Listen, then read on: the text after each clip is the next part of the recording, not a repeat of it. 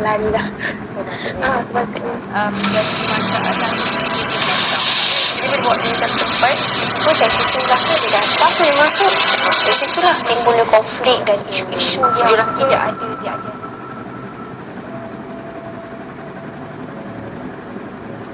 Assalamualaikum warahmatullahi wabarakatuh. Terlebih dahulu saya ingin mengucapkan terima kasih kepada Ustazah Badariah kerana yang memberi peluang kepada kumpulan kami untuk kumpulan kami membicarakan tentang kes sumbang mahram ini di Malaysia. Sebelum itu saya ingin memperkenalkan diri saya sendiri, iaitu Nur Alia Natasha binti Hamzah, DSI 20212579. Yang kedua, Muhammad Hafiz Hakim bin Syamsul. Yang ketiga, Nur Natasha binti Muzaffar. Dan yang terakhir, Nurul Syasha Bashirah binti Bahari.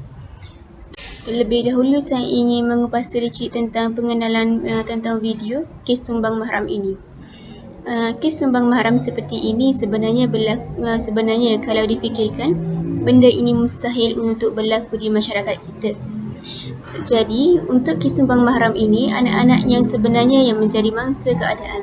Sepatutnya mak ayah yang membimbing mereka, tetapi mak ayah yang telah menjebakkan mereka dalam kancah kehinaan ini.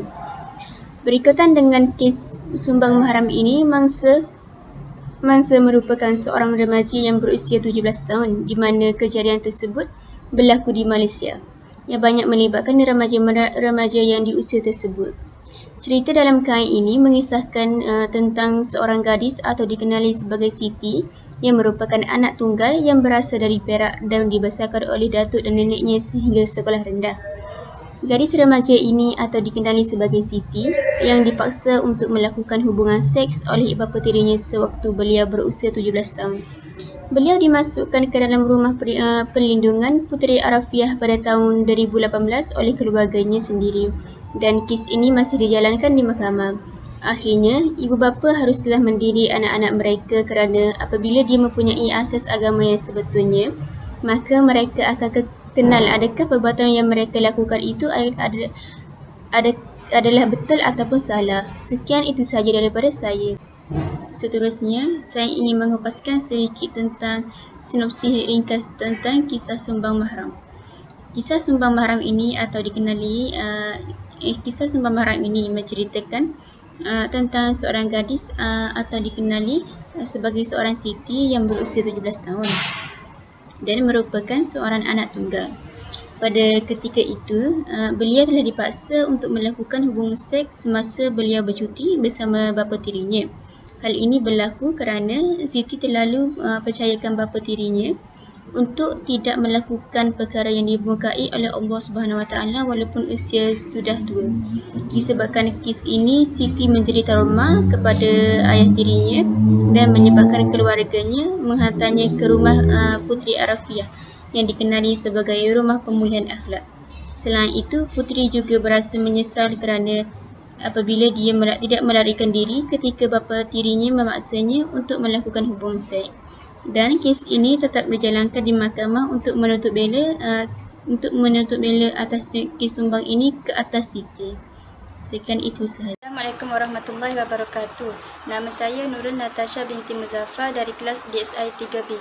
Saya memegang nombor matrik DSI 20212591. Saya akan menerangkan tentang watak dan perwatakan. Watak dan perwatakan dalam cerita ni ada 5 orang. Yang pertama, Siti sebagai mangsa, Baka sebagai ayah tiri kepada Siti, Nani Roslan sebagai pengacara, Datin Sri Masdiana Muhammad sebagai pengerusi rumah Puteri Arafiah, dan yang kelima Jamalia Abu Bakar sebagai pengurus rumah Puteri Arafiah. Terdapat pelbagai punca yang mendorong berlakunya gejala sumbang mahram. Antaranya ialah tidak mengamalkan kehidupan yang disyariatkan oleh Islam, pengetahuan agama yang cetek atau kurang penghayatan agama dalam diri individu masyarakat telah mempengaruhi gejala sumbang mahram ini. Penerapan ajaran agama Islam dalam diri masyarakat dan di kalangan ahli keluarga perlu dititik beratkan dari masa ke semasa dan perlu diambil tindakan yang serius. Anak-anak perlu dididik mengenai nilai-nilai kehidupan dan agama yang perlu dipatuhi sejak dari kecil lagi. Bab kata pepatah, melentur buluh biarlah dari rebungnya. Yang kedua, seterusnya, keruntuhan institusi keluarga. Hal ini berlaku kerana ibu bapa tidak prihatin tentang anak-anak dan tidak mengambil kira dengan siapa anak-anak mereka berkawan dan bergaul. Hal ini kerap berlaku disebabkan ibu bapa yang sudah berpisah atau bercerai. Mereka tidak mengawal atau memantau anak-anak mereka sama ada di dalam atau di luar.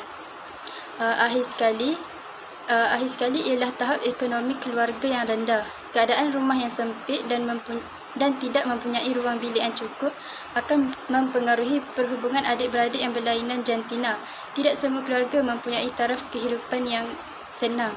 Mereka tidak dapat mengasingkan anak-anak perempuan dan lelaki, terutamanya apabila anak-anak mula mencapai peringkat akil baligh. Itu sahaja daripada saya. Sekian, terima kasih. Assalamualaikum warahmatullahi wabarakatuh.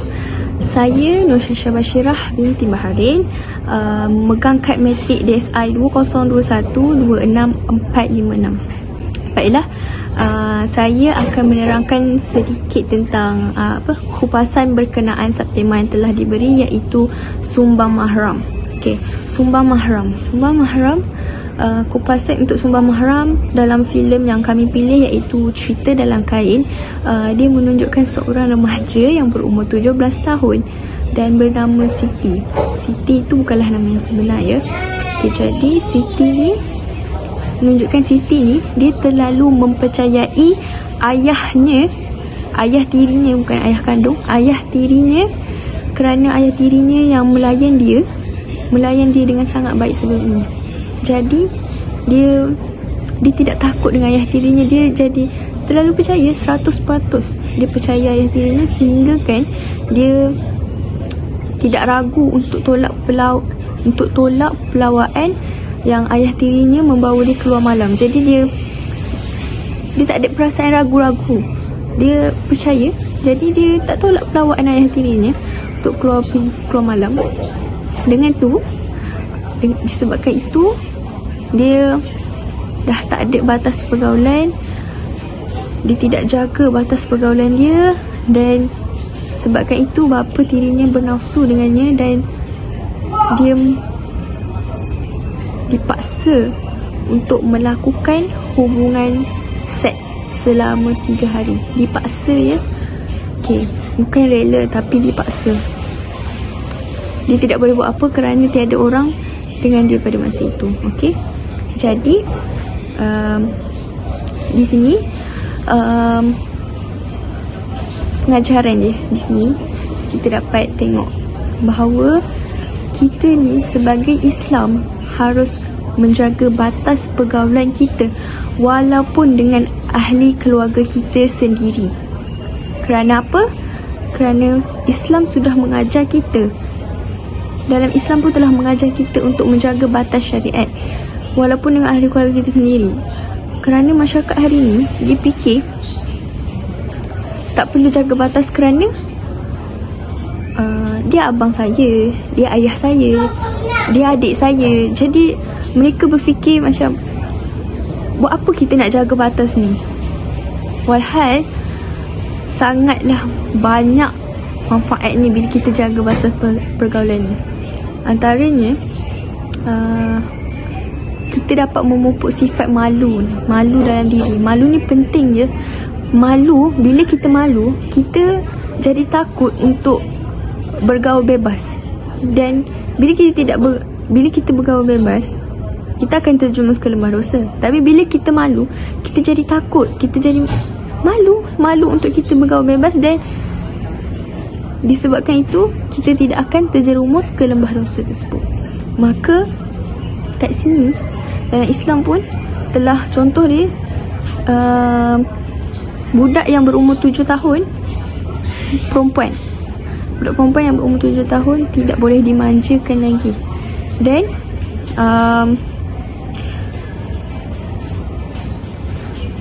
tempat tidur perlu diasingkan selepas dia berumur 7 tahun.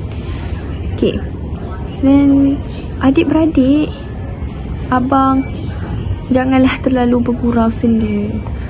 Jaga batas, ya. Kerana bila kita